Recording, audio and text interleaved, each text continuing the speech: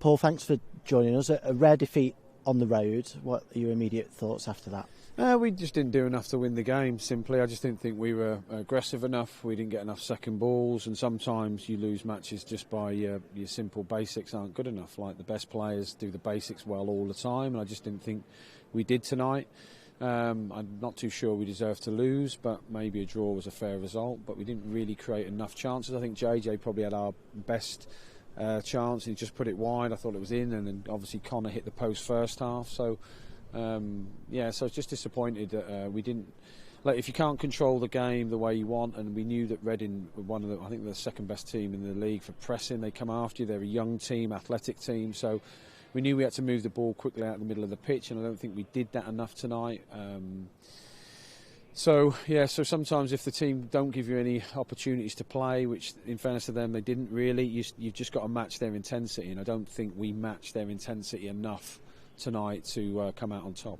Is it something then that you say there about not matching the intensity, not doing the basics necessarily to the high standard that you have done previously? Is it something you maybe need to watch back to sort of fathom out why you feel that is? Yeah, really. I mean, I've kept with the same core group for a lot of games, and I didn't make many changes tonight. I just brought Tomo in, who was energetic, was good. In fairness, I just thought we were just beginning to fatigue. That's why I made the treble substitution. But I'll watch the game back. I don't want to be too knee-jerky about it, but I'll watch it back and try and be as objective as I can, and try and pick the team that can compete on Saturday, because it will be another tough game against Cheltenham. So when you look at the fixtures we have, it's easy to think, that's a 3 point, that's a 3 point. It's never like that. And like I said, if you don't match the intensity of the opposition, you don't give yourself a chance to win a game.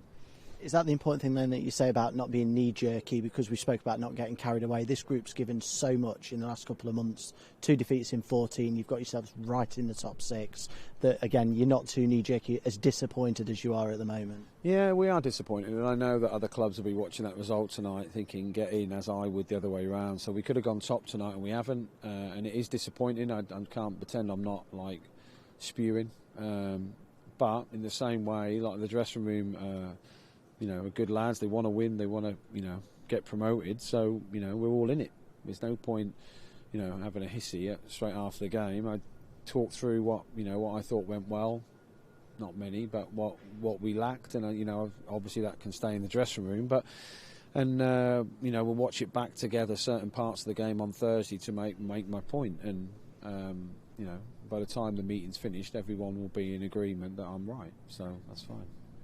Tyrese John-Jules, I know you won't know too much at the moment, but you can't help but feel for him for what he's been through to have to come off the field and look like he was in tears.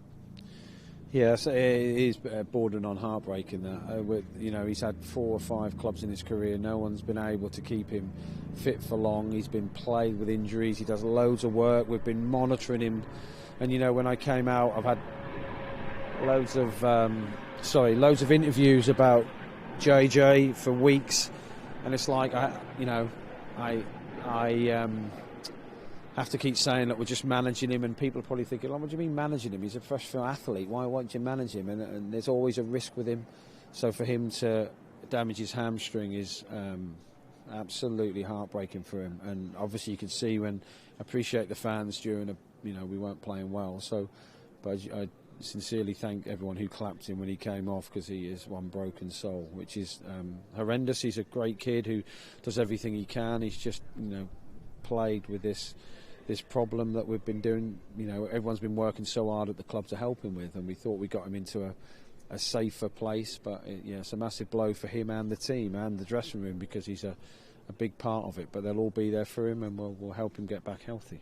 As a team, you responded to defeats and disappointments really well so far this season. You're back at home on Saturday at Pride Park, your home ground.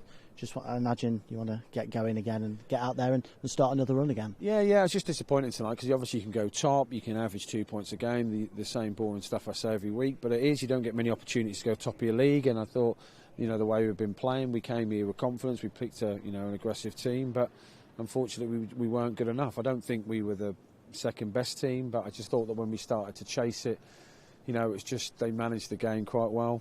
I wish we managed the end of games that well, but they managed it quite well. And I just thought that the game on the whole, and it just felt like a non-foul game. It felt full contact, like WWE at times. I couldn't work out what was a foul tonight and what wasn't. But in fairness, that's no excuse. We just weren't good enough, and that's the simple fact. I can ramble on about loads of little things that I think, but fundamentally, if you don't match the opposition's intensity, you're not going to win. And tonight, they were just a bit younger, fresher, fitter, on the front foot more than us, which we don't say very often about our team.